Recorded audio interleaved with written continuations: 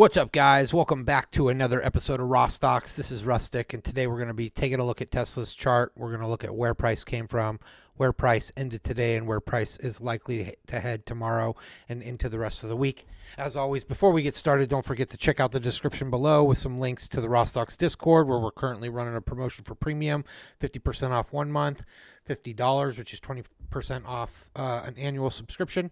You can find the link in the description below, as well as a link to Top Step, where you can attempt to pass a funded traders combine and earn yourself an express funded trading account. Again, that's through Top Step.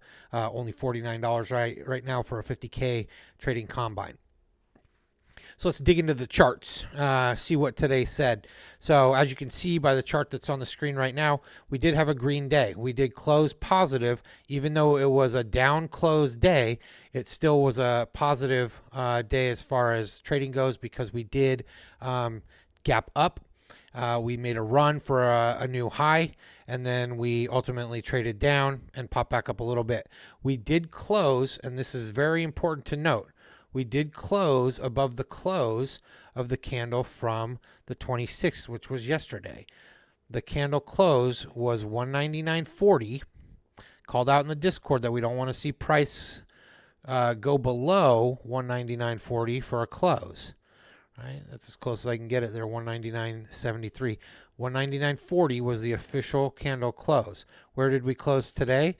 199.73. We kept above yesterday's close, so it was technically a green day, but just a down close candle, right? So target is still the same. Nothing has changed with the direction that we're going. It's just a move to run a test on the last breakout area, which was from yesterday. You can see on that test, we only barely got down into the candle itself, and then we ultimately closed above. That's not a bad look, just because it is scary that we were up at 207 or 206, whatever the official high of the day was. High of the day on the daily chart, 205.60. We'll see if it's the same. I think it's a little bit higher on the shorter time frame charts. Either way, just because we were up there and traded down and had a little rebound, that doesn't mean that it changes the look of what's going on. You can see structurally, looks like we're just having these nice kind of back and forth zigzag like moves, and we're looking for price to continue to deliver to the above liquidity. Right, we have the official gap fill at 206.84. Let's see what the high of this candle was. 205.60. Okay, so we haven't gotten to the high of the gap fill. Then we got the fib extension levels, 209.15. The standard deviation, the one standard deviation at 217.18, and then the two standard deviations back at 238.30. So we don't have any major news drivers tomorrow that I would be super concerned about. We'll be looking for Thursday for the data driver to potentially cause some volatility in the market. So we'll be watching on Thursday as well. So tomorrow, what we could expect is potentially we continue to run a test on Monday's breakout candle, and see if we want to hold the low of that candle. I don't anticipate we're going to trade down all the way into there, and I'll show you why. But part of the reason on the daily chart that will kind of support that is that we've already drawn down into the daily fair value gap all the way down to the low of it, and we held in the wick from Tuesday the 20th. Okay, we've come back down to cycle around a new close low, but not a new low according to this wick. And then we're pushing off. The way these fair value gaps work is they are often, a reverse magnet, right? Or they will push price away from, and then it will draw price back into. And so what we're really looking for is we're looking for this continuation to happen, right? And again, it doesn't have to play out this way, but we're looking for this continuation to happen, right, up to different targets, potentially, again, all the way up to 217.18.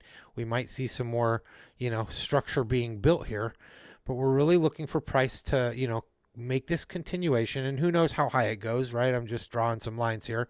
But wherever it ends up topping out, basically what we're looking for then this daily fair value gap to be magnetic, right, and to eventually draw price back into the fair value gap. So right now we're just running away from it. I don't anticipate we're going to come back and fully close it because we already tested the low of it. If it was going to close it, it would have dropped down and closed it. So right now we're in the move where it's going to repel price away from that fair value gap, and that's evident in the chart right now. If we drop down into the 4-hour chart, we also have a 4-hour fair value gap, okay? We have not drawn back down into this liquidity. Doesn't mean we will. It can certainly run price off of this fair value gap. We've tested it once, right? This candle, 4-hour chart on Monday at the 12 o'clock candle, okay? That's what set the fair value gap. We tested it on the next candle, 4-hour candle. We've come back and run a test on it today at the 12 o'clock candle. Nothing says we can't dig into it a little bit, grab some liquidity that's inside of it. There's also a breaker block in this move up. Okay, so we could draw into that breaker, into the fair value gap, maybe see even as low as 195.71. If we break below that, it would be real quick down to 192.72, where we got a trend line. I would expect that trend line to hold support. If that trend line does not hold support, we're done. We're going to go lower, 190, potentially running a test all the way back to 180 of this breakout range here, all the way down to the order block, in the low 180s. So if that trend line gives out and that fair value gap on the 4-hour chart does not continue to hold, then we will see the entire thing break down, and then we will be looking to ultimately probably run a test on 175 and setting a new low. Something I want to note here is we got relative equal highs. Okay, relative equal highs tend to get smashed. It does look like a double top, which is probably why we got some sell-off, right, to make it also look bearish on that double top. But a lot of times equal highs or lows will get taken, so we might cycle back up, take that as we push higher. Okay. Also, we're continuing to draw into this weekly fair value gap. I do anticipate this weekly fair value gap is going to get taken out as we continue to push back up again towards those standard deviation levels, depending on which fib you're using, anchoring to low to high. We got 215.66 up to 236. And then if we're using high here to low here, which is also another way you can look for standard deviation. Again, we got 217.18 and 238.31.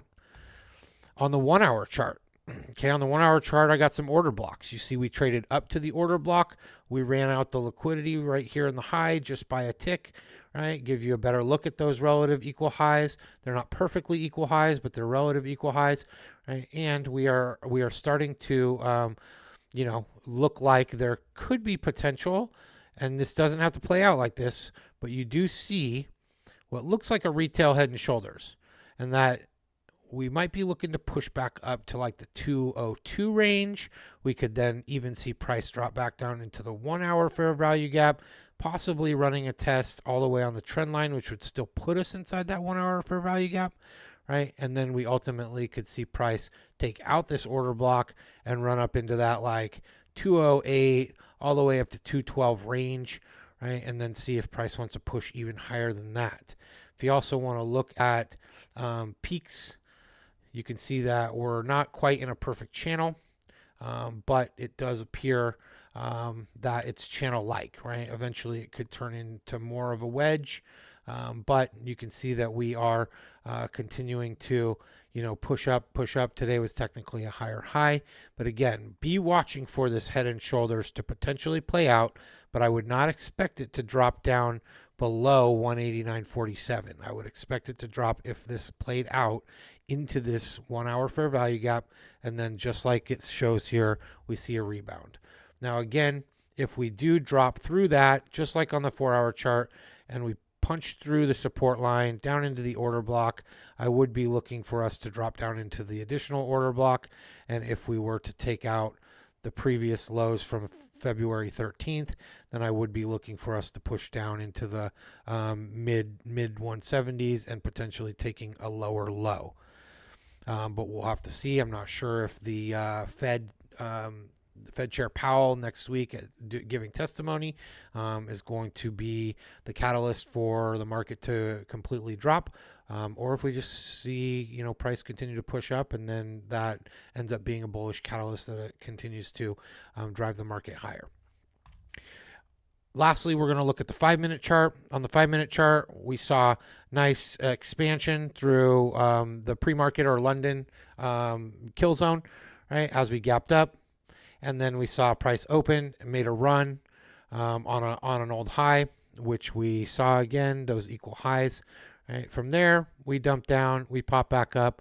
If you were looking to go short, I'm not looking to go short right now because I do think Tesla is still bullish. And so if you're looking to go short, there was some indication that you could have taken a short entry.